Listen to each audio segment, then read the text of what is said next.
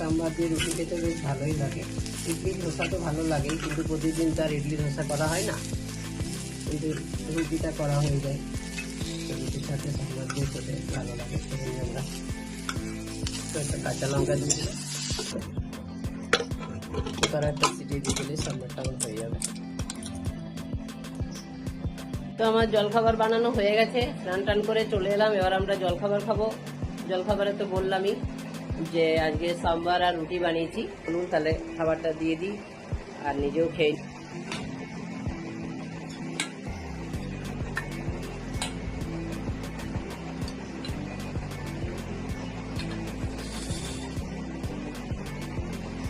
দুপুরে রান্না করতে চলে এলাম। রান্না অনেকক্ষণ আগেই শুরু করে দিয়েছি, ভাত হয়ে গেছে, সকালে সাম্বার বানিয়ে নিয়েছি, সেই দিয়ে রুটি খেয়ে নিয়েছি।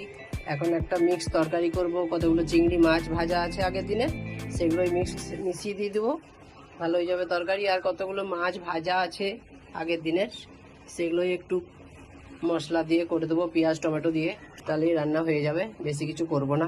ঠিক আছে, রান্নাটা করি।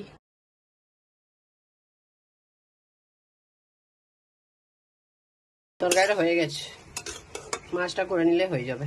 তরকারিটা খালি করে নিই, যে মাছটা করে নিই।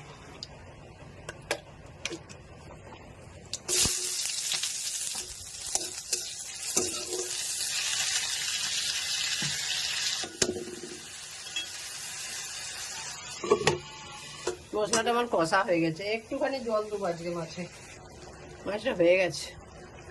তো আমাদের রান্না বান্না হয়ে গেছে দুপুরবেলার। এবার আমি যাচ্ছি আপনাদের দাদাকে খেতে দিতে। ও খেয়ে ডিউটি যাবে, সেজন্য ওকে একটু তাড়াতাড়ি খেতে দিতে হয়।